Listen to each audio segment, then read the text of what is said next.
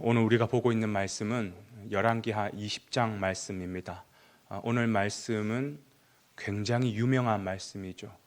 히스기야 왕이 병에 걸려 죽게 되었는데 하나님 앞에 간절히 기도하면서 또 그 병을 낫게 되는 아주 기적적이고 놀랍고 또 교회에 다니는 사람이라면 누구나 다 알 수 있는 굉장히 유명한 말씀입니다.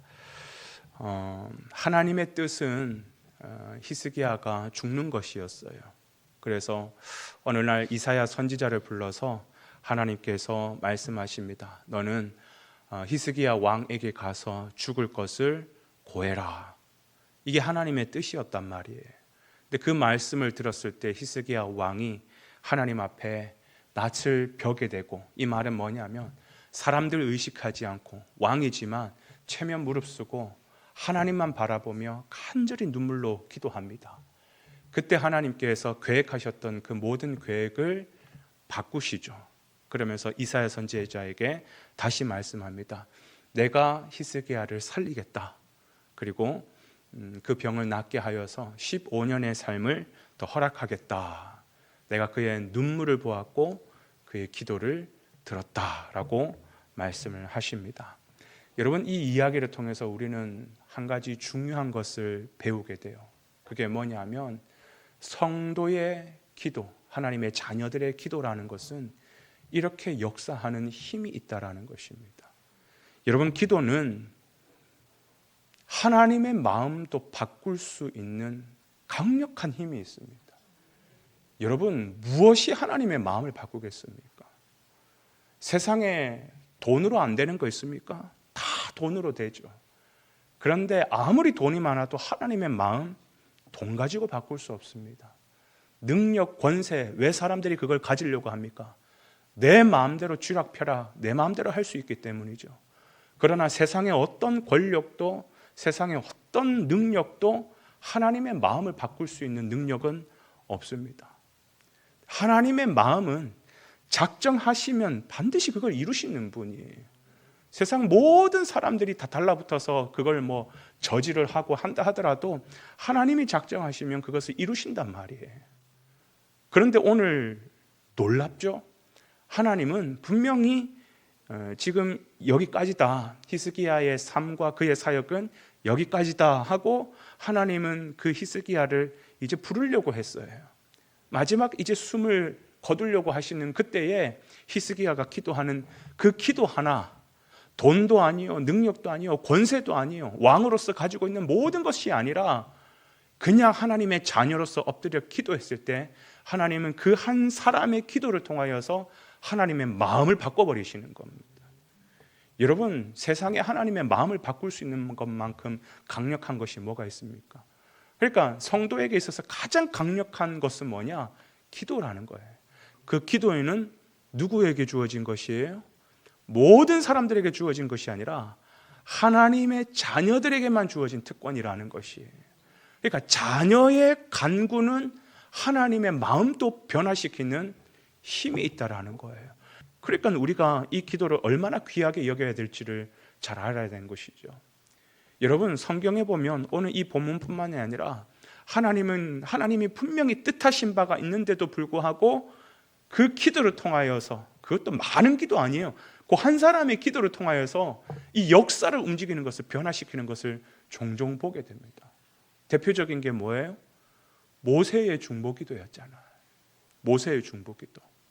하나님께서 이스라엘 백성들, 그 패역한 이스라엘 백성들, 안 되겠다, 내가 이 백성들을 그냥 이 광야에서 내가 다 죽이겠다, 이거 죽이고 다음 세대들을 통해서 내가 그 일을 이뤄야 되겠다. 그때 모세가 어떻게 합니까? 그 하나님의 진노 앞에서 서서 들어가서, 하나님, 이 백성들 불쌍히 여겨달라고, 이 백성들 불쌍히 여겨달라고 그러면서 눈물로 중보기도할 때 하나님께서 그 뜻을 돌이키시잖아요. 그래, 이 백성들 죽이지 않겠다, 내가 끝까지 이 나라를 내가 세우겠다. 여러분, 수많은 사람들의 어떤 그 기도가 아니라 모세의 중보기도 그 하나, 눈물 섞인 그 간절한 기도 하나, 자녀의 그 기도 하나에 하나님의 마음은 바꾸십니다. 원래는 죽이려고 작정하셨다고요. 그런데 그 뜻을 돌이키시는 하나님. 그래서 여러분, 오늘 이 기도의 자리에서 하나님의 마음을 바꾸시는 그런 귀한 저와 여러분의 기도가 올려지기를 간절히 소망합니다. 그런데 오늘 이 히스기야가 하나님 앞에 간절히 기도하여 하나님께서 그에게 생을 허락하셨지만, 참 이게 기도하는 자가 늘 가지고 있는 딜레마예요. 어렵고 힘들고 간절할 때는 하나님 앞에 엎드려 그 누구보다도 뜨겁게 눈물로 호소하며 기도하지만, 또 이 사람의 마음이 사람인지라 또 하나님께서 응답해 주시고 회복해 주시면 언제 그랬냐 듯이 이 또 마음이 예전과 같지 않아요. 이 병들었다는 소식을 듣고 저 바벨론에서 브로닥 발라단이 이제 사신으로 찾아옵니다. 여러분, 바벨론은 어떤 나라입니까? 그냥 옆집 이웃 나라가 아니라 바벨론이라고 하는 것은 우상 숭배의 근거지입니다. 하나님과 대적한 나라예요. 그런데 거기에서 사신이 왔다 그러면 왜 왔는지를 알아야 되겠죠, 그죠? 그러면서 긴장하면서 이 사신을 맞아야 될 텐데, 자기가 그렇게 병 낫고 먹고 살만해지니까 그 사신이 올 때마다 그 자기에 있는 창고, 보물 창고, 무기고, 그 나라에 있는 모든 전재산, 소중한 것들 다 보여줍니다. 그게 뭐예요? 야, 내가 이렇게 건재하다라는 거, 건재하다. 내가 지금도 이렇게 살아있다. 이 나라가 나 때문에 이렇게 막강한 부를 누리고 있다. 군사력도 이 정도가 된다. 여러분, 하나님께서 고쳐주시고 은혜 주셔서 회복해 하시면 모든 영광 하나님께 올려드리고 겸손해야죠. 그런데 사람들 앞에서 자기를 드러내고 자기를 과시하고 있는 것이, 결국 하나님께서 어떻게 하시냐? 이사야 선지자를 통하여서 이 바벨론을 통하여서 이 나라가 멸망되게 될 것이다. 그리고 너네 자손들이 끌려가게 될 것이다. 그런데요, 더 안타까운 것은 뭐냐면, 그런데도 정신을 못 차려요. 뭐라고 하고 있냐면 19절에 이렇게 쭉 말씀하고 있는 거예요. 만일 내가 사는 날에 태평과 진실이 있을진데 어찌 선하지 아니하리요. 무슨 말인지 아십니까? 내 때는 아니니까 다행입니다. 내 아들 때에 그런 일이 있다고요? 아직은 내 때는 아니니까 다행입니다. 그러니까 이게 교만에 빠지니까요, 그 이전에 바로 직전에 간절했던 하나님 낯을 벽을 향하여서 간절히 구했던 그 마음, 그 모습은 싹 사라지고 내 때는 아니면 됐습니다. 여러분, 성도가 가져야 될 마음 가운데는 제가 첫 번째 말씀드렸던 간절히 기도하는 것, 이것만이 아니에요. 이것도 우리에게 필요하지만 겸손한 마음. 자녀는 항상 내 위에 아버지가 계신다. 내가 아버지 아니에요. 내가 아버지 머리 위에 올라가면 안 돼요.